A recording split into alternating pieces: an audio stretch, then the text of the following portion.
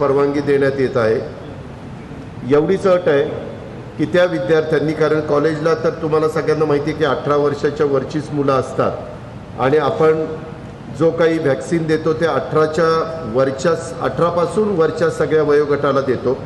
त्याच्यावर दोन्ही व्हॅक्सिन त्या मुलींनी घेतलेली असली पाहिजे। आपल्या इथं मोठ्या प्रमाणावर विद्येचं माहेरघर म्हणून पुण्याची ओळख असल्यामुळं आजूबाजूच्या जिल्ह्यातनं मोठ्या प्रमाणावर विद्यार्थी येतात आणि हॉस्टेलला राहतात, तर त्यांची पण तपासणी त्या कॉलेजेसनी करावी। कारण ज्यावेळेस ते बाहेरच्या जिल्ह्यातनं येणार आहे आणि कॉलेजच्या क्लासरूममध्ये उपस्थित राहणार आहेत, त्यावेळेस तो मात्र खबरदारी प्रत्येक संस्थेनी आणि कॉलेजेसनी घेतली पाहिजे, हे त्याच्यामध्ये बंधन राहणार आहे। परवानगी देण्यात येत असताना दोन्ही डोस घेतले असणे बंधनकारक आहे। शहराबाहेरून येणाऱ्या विद्यार्थ्यांना RT-PCR टेस्ट ही देखील बंधनकारक राहणार आहे। सोमवारपासून आपण हॉटेलला आता 10 वाजेपर्यंत परवानगी दिलेली होती, आता सोमवारपासून आपण 11 वाजेपर्यंत रात्री हॉटेलला परवानगी देतोय। तसंच ग्रामीण आणि शहरी भागातील पर्यटन स्थळं ही पण सुरू करायला आपण सोमवारपासून परवानगी देतोय।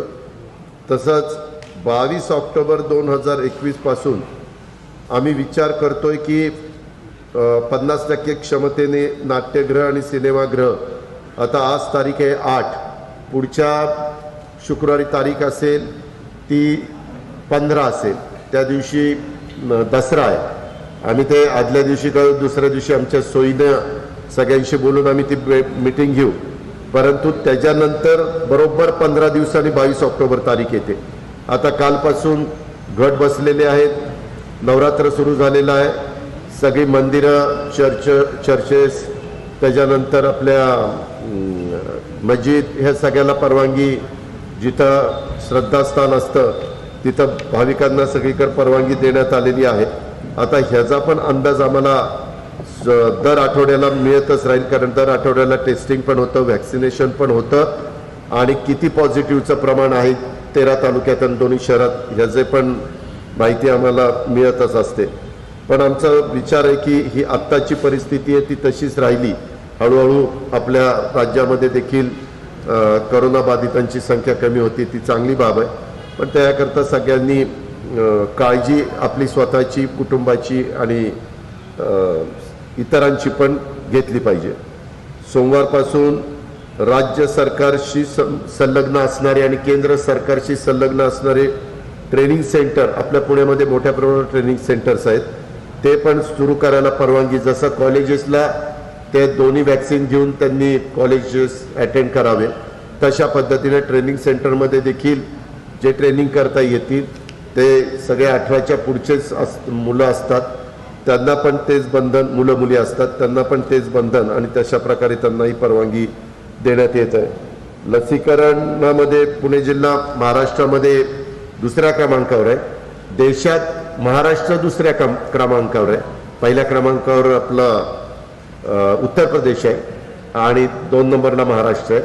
तसं महाराष्ट्रामध्ये पहिल्या क्रमांकावर मुंबई आहे आणि 2 नंबरला आपला पुणे जिल्हा आहे। झोपडपट्टी भागात पण लसीकरण करण्याच्या संदर्भामध्ये तिथं लसीकरण वाढवण्याच्या बद्दल लोकप्रतिनिधींनी सूचना केलेली आहे आणि प्रशासनाला तशा सूचना देण्यात आलेल्या आहेत किंवा तिथं तुम्ही लसीकरण वाढवा। आत्ताच मी ह्या 3च्या म्हणजे इथं मला प्रेझेंटेशन होतं एक, त्याच्या आधी मी सर्किट हाऊसला वेलफेअर मेडिकल फाउंडेशनचे विलू पूनावाला मेमोरियल हॉस्पिटल यांच्यातर्फे साधारण हडपसर येथे 59 बेडचं हॉस्पिटल तिथं ते चालवतात आणि त्यांनी तिथं जवळपास 2.25 लाख लोकांना लसीकरण केलेलं आहे आणि अजूनही ते त्या भागामध्ये लसीकरण करू इच्छित आहेत। आणि आजच तशा प्रकारचा कार्यक्रम प्रगती फाउंडेशन व विलू पूनावाला मेमोरियल हॉस्पिटल यांच्या संयुक्त विद्यमाने तशा प्रकारचा कार्यक्रम हातामध्ये घेतला आहे आणि आम्ही येत आहोत आपल्या दारी लसीकरण करण्यासाठी।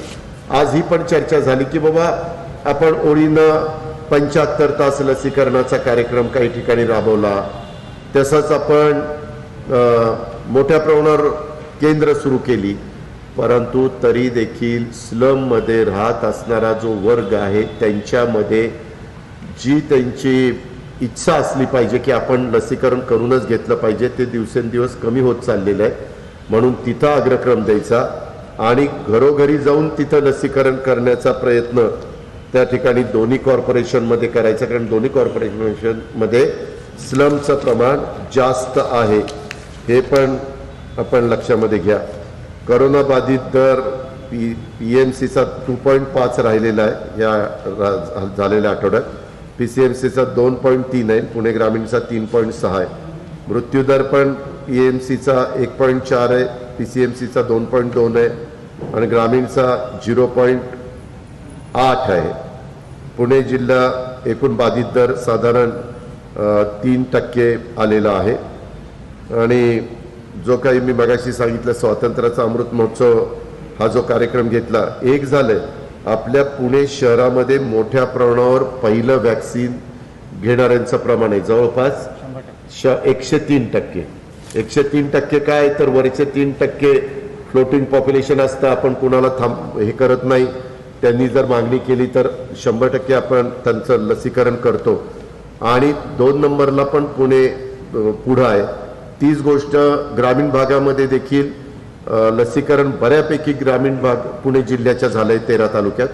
पण पिंपरी चिंचवड मागं पडलेलं आहे. आज आम्ही महापौरांना आणि आयुक्तांना दोघांनाही सूचना केलेली आहे की त्याच्यामध्ये पिंपरी चिंचवडनी त्यांचा स्पीड पहिल्या लसीकरणाचाही वाढवावा, कारण पहिलं लसीकरण केल्यानंतर दुसरं लसीकरणचा नियम 84 दिवसांनी, त्याच्यामुळे मग तो फार पुढं जातोय.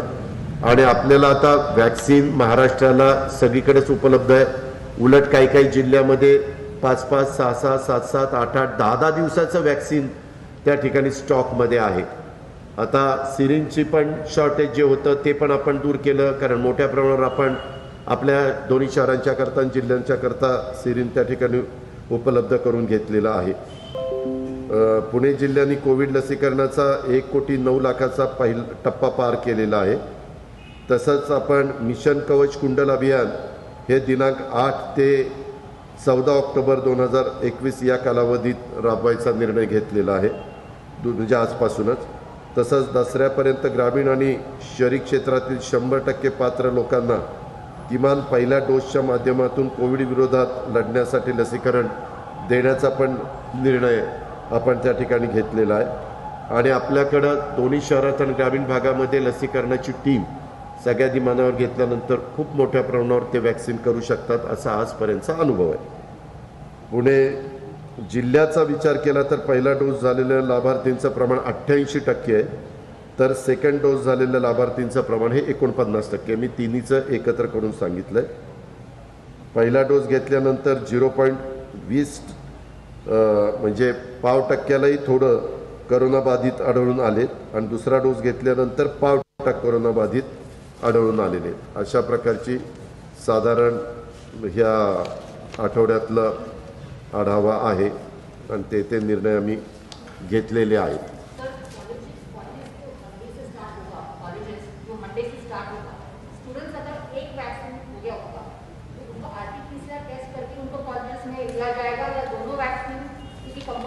नहीं, दोनों वैक्सीन कंपलसरी है, क्योंकि हमने जब इंस्टीट्यूट के साथ हमारे रेवेन्यू कमिश्नर जी ने बात की तब उनके साथ बात करते वक्त इंस्टीट्यूट उन्होंने भी बताया कि हम दोनों वैक्सीन जिन स्टूडेंट्स ने लिया है उनको ही हम प्रवेश दे देंगे.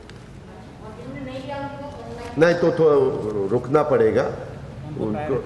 हाँ, एक हम करने की कोशिश कर रहे हैं, लेकिन उसके लिए सेंट्रल ने थोड़ा सा उसके बारे में डिसीजन बदलना पड़ेगा कि 84 डेज है. जैसे शुरू में आपको पता होगा कि फर्स्ट वैक्सीन के टाइम पे 21 दिन या 24 दिन का कुछ था और दूसरे वैक्सीन का 28 दिन का था, लेकिन बाद में पहला ही वैक्सीन जल्दी नहीं हो सका, इसीलिए 28 का बड़ा डिफरेंस बढ़ाया और करीबन 84 डेज तक गया. तो वो कम करने का हमारा रिक्वेस्ट है. देखते हैं. बम्बई से अभी कल मैं सीएम के साथ चिप्पी एयरपोर्ट का इनॉग्रेशन करने के लिए जा रहा हूँ, तब मैं और चीफ मिनिस्टर साहब हम साथ साथ हैं, तब जाते वक्त मैं सीएम साहब के साथ बात करूँगा।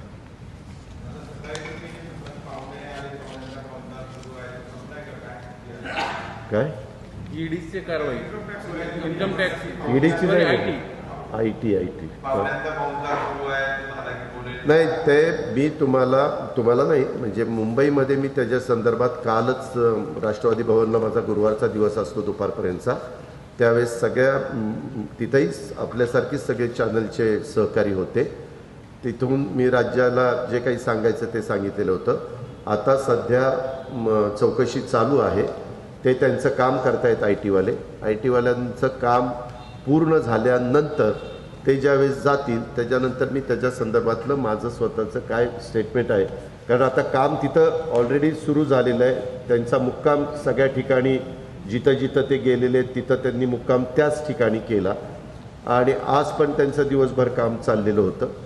तर ते एकदा काम संपलं पाहिजे, कारण मी तुम्हाला काल पण सांगितलं की आय टीचा कुठल्याही कंपनीवर रेट टाकण्याचा अधिकार आहे, तो त्यांना कायद्याने दिलेला आहे, नियमाने त्यांना दिलेला आहे. त्याच्यामध्ये काय योग्य आहे, काय अयोग्य आहे, काय कागदपत्र सापडतात, काय सापडत नाही, आणखीन काय कॅश बिश काय सापडते का वगैरे वगैरे, ते सगळीकडे बघत असतात. ते त्यांनी त्या ठिकाणी बघावं. ते सगळं बघून झाल्यानंतर ते जातील आणि त्याच्यानंतर मग मला जे काही बोलायचं ते बोलीन, कारण आता बोलून त्यांच्या चौकशीमध्ये मला व्यत्यय आणायचा नाही, त्यांना कुठला त्रास होऊन द्यायचा नाही. त्याच्यामुळे मी आज पण मला ते सकाळी मगाशी एवढे कार्यकर्ते तिथे जमले होते, वास्तविक मला त्यांना समजावून सांगायचं होतं की बाबांनो, अशा पद्धतीनं वागून चालत नाही.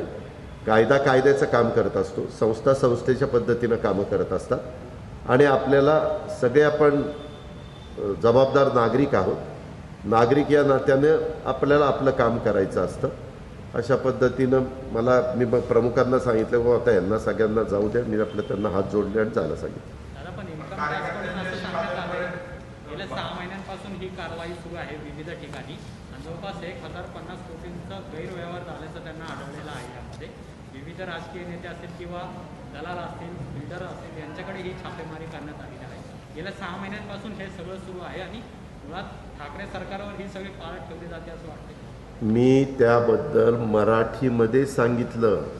पाहुणे लोक तिथं थांबलेली आहेत, ते त्यांचं काम करतायत, त्यांना आपल्याला डिस्टर्ब करायचं नाही. त्याच्यामुळं त्यांचं एकदा काम झाल्यानंतर पाहुणचार घेऊन ते गेल्यावर काय सांगायचं ते सांगतो ना. मी कुठं पळून जात नाही. मला कुठलेही प्रश्न विचारा, माझ्याकडे प्रत्येक प्रश्नाचं उत्तर आहे, कारण माझी भूमिका अतिशय स्वच्छ असते. मी अतिशय सरळमार्गी काम करणारा कार्यकर्ता म्हणून माझी ओळख आहे आणि मी आर्थिक शिस्तीचा आहे. मीच राज्याचा टॅक्स बुडू नये कुणी म्हणून नेहमी आव्हान करत असतो. आम्ही अनेकदा आमच्या टीमला, म्हणजे ACS फायनान्स असेल, प्रिन्सिपल सेक्रेटरी फायनान्स असेल, GST कमिशनर असतील, ह्या सगळ्यांना घेऊन बसतो. एक्साईजचे आमचे अधिकारी वर्ग असतील की बाबा हे लिकेजेस कसे आपल्याला कमी करता येतील आणि पारदर्शकता कशी त्याच्यामध्ये आणता येईल, जेणेकरून टॅक्स हा शासनाकडे जमा झाला पाहिजे. त्याच्यातूनच आपण डेव्हलपमेंट करतो, त्याच्यातूनच रस्ते, लाईट, पाणी वगैरे हे सगळ्या गोष्टी होत असतात. त्याच्यामुळं जो नियमानी टॅक्स आहे तो प्रत्येकाने माझ्यासहित, माझ्याशी संबंधित असणाऱ्या कंपन्यांच्या सहित सर्वांनी भरला पाहिजे, ह्या माझा कटाक्षाने प्रयत्न असतो. आणि तो आज नाही, पहिल्यापासून आहे. आत्ता तर मी किमान राज्याचा अर्थमंत्री तरी आहे, परंतु पहिल्यापासून माझी तीच भूमिका आहे. मी तेच सगळ्यांना सहकारी संस्था देखील चालवत असताना मी त्यांना हीच गोष्ट समजावून सांगत असतो की आर्थिक शिस्त कुणी मोडायची नाही, आर्थिक शिस्तीमध्ये ढवळाढवळ कुणी करायची. ठीक आहे. लखीमपूरच्या घटनेवरून लक्ष विचलित करण्यासाठी म्हणून हे सगळं केलं जात आहे, किंवा सूडबुद्धीने हे सगळं चालवलं आहे, अशी तक्रार किंवा अशा पद्धतीची तेव्हा का कुणाला काय तक्रार करायची आणि कुणाला काय बोलायचं हा त्यांचा अधिकार आहे. पण 11 तारखेला जे काही देशामध्ये शेतकऱ्यांना चिरडण्याचं काम करण्यात आलं आणि अक्षरशः ती घटना काळीमा फसणारी अशा प्रकारची घटना, तो काळा दिन म्हणून ओळखला जाईल अशा प्रकारची घटना केली, त्याचा बद्दलचा निषेध म्हणून महाराष्ट्र बंदचा निर्णय पक्षीय लेवलला तिन्ही पक्षांनी मिळून घेतलेला आहे. दादा, जसं साहेबांनी ईडीला अंगावर घेतलं होतं थेट, इथेही आता तुमची तीच भूमिका असेल अंगावर घेतलं होतं म्हणजे गेटवरती अंगावर कुठं घेतलं? ज्या पद्धतीने ईडीच्या कारवाई नोटीस आल्यानंतर पवार साहेब म्हणले की मी स्वतः तिकडे जातो, आजही तुमची कृती त्या अर्थाने त्याच अंगाने जाणार. त्याच्या संदर्भात तिथं जाऊन त्यांनी सांगितलं की आम्ही तुम्हाला बोलवलंच नाही, तुम्हाला कुठली नोटीसच नाही, तर मी कुठं जाऊ त्यांच्या अंगावर. त्यावेळेस साहेबांना कसं नोटीस आली असं मीडियाने दाखवलं की नाही? पण आता कारवाई धाडी टाकल्या जात आहेत. हो, बरोबर आहे. नातेवाईकांवर टाकल्या गेल्या, काही कंपन्यांच्यावर टाकल्या गेल्या.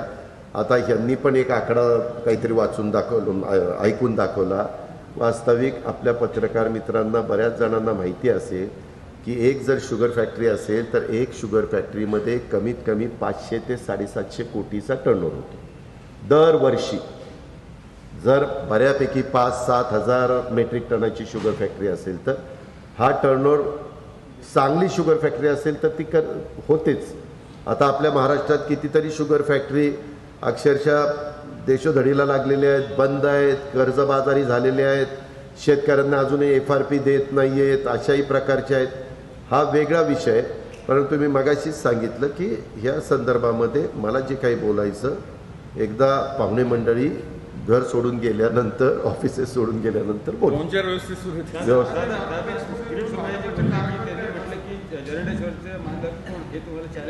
मी तुम्हाला सांगतो ना, मी सगळ्या पुढच्या वेळेस मी ज्यावेळेस बोली त्यावेळेस महाराष्ट्रामध्ये किती कारखाने विकले गेले, कुणाच्या काळात विकले गेले, त्याच्या किमती काय, किती कारखाने चालवायला दिले गेले, कुणाच्या काळामध्ये दिले, त्याची आज अवस्था काय, त्याच्यानंतर जे कारखाने विकले गेले ते कुणामुळे विकले गेले, ते हायकोर्टाने सांगितल्यामुळे विकले गेले का आणखीन कुणी ठरवल्यामुळे विकले गेले, हायकोर्टाने त्यांना 1 वर्षाची मुभा कशी दिलेली होती, सेशन कोर्टाने काय निकाल दिला, हायकोर्टाने काय निकाल दिला, त्याच्यानंतर देखील काही जण गेल्यानंतर त्यांना पण हायकोर्टाने ऐकवलं की झालेली प्रोसिजर सगळी योग्य पद्धतीनं झालेली आहे. हे सगळं विथ प्रूफ त्या ठिकाणी दाखवी. मला दुसऱ्या कुणाला काही जास्त कुणाच्या तोंडाला लागायचं काही कारण नाही, किंवा त्यांनी असं म्हणले म्हणून मी असं म्हणायचं. मी एकदाच ते सांगेन, ते पुन्हा जुन्या शिळ्या कळगीला ऊत आणायचं काम काही वेळेस ते केलं जातं. पण ते सगळ्या बाबतीतल्या सगळ्या गोष्टी आपल्याकडे आहेत. कारखान्याचा मालक कोण, कारखाना आज चालवत आहे कोण, आणि कारखान्याच्या परिसरातल्या लोकांची भावना काय, हे सगळं आपण त्या ठिकाणी तपासून बघा. आपले मित्र तर सगळ्या महाराष्ट्रामध्ये सगळीकडे काम करत असतात. तुमच्या तिकडच्या भागातल्या पण मित्रांना जर विचारलं की हे खरं आहे का, तर तेही काय सांगतात ते ऐका.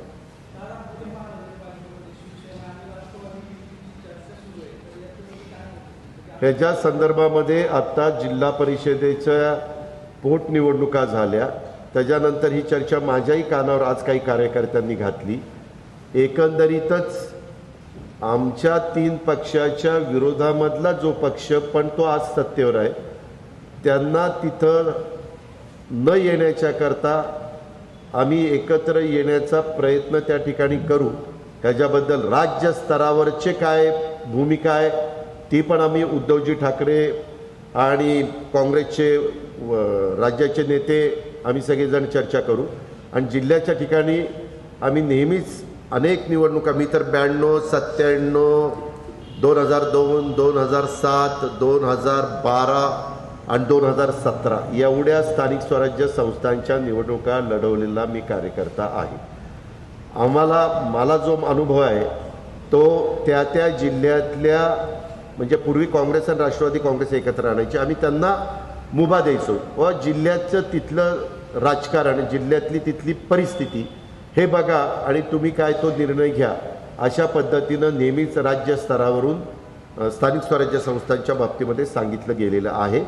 ह्याही वेळेस तशाच प्रकारे सांगतील, कारण आत्ताच्या बाय इलेक्शन हे बहुतेक 4ही पक्ष एकमेकाच्या विरोधात लढत होते, हे आपण बघितलं. भारतीय जनता पक्ष स्वतः एकट्याच्या ताकदीवर लढत होता, परंतु हे तिन्ही आघाडीचे पक्ष एकमेकाच्या विरोधात आणि भाजपच्या विरोधात होते. तरी देखील निकाल काय लागला ते आपण पाहिलं. उद्याच्याला लोकसभा आणि विधानसभेच्या निवडणुकीमध्ये हे तिन्ही पक्ष जर एकत्र राहिले तर त्याचं पर्सेंटेज काय होईल हे पण आपण बघू शकता. अर्थात लोकसभेला कोणी बंडखोरी करण्याच्या भानगडीमध्ये पडत नाही, कारण 6 विधानसभा मतदारसंघाचं कार्यक्षेत्र आणि जवळपास 20 ते 22 लाख ते 24 लाखापर्यंतचे मतदारसंघ, ती संख्या एवढी मोठी असते त्याच्यामुळं कुणी त्याच्या नादी लागत नाही. फार क्वचित एखादी काही घटना. युतीचे लाभार्थी नाराज आहेत ना त्या सगळ्या गोष्टीमुळे. जुने युतीचे पूर्वसमितीचे लाभार्थी खासदार त्यांना ही लोकसभेत आघाडी नको आहे त्यांना, महाविकास आघाडीची.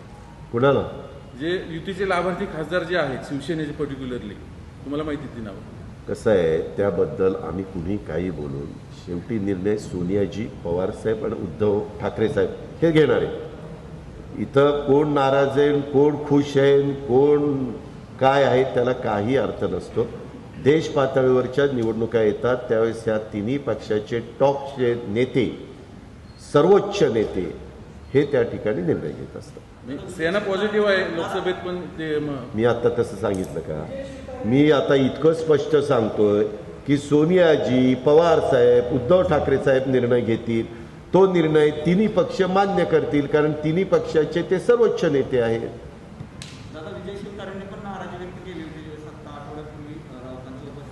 ठीक आहे, प्रत्येकाला आपलं आपलं मत व्यक्त करण्याचा अधिकार आहे. लोकशाहीमध्ये आपण हे करतो राहतोय.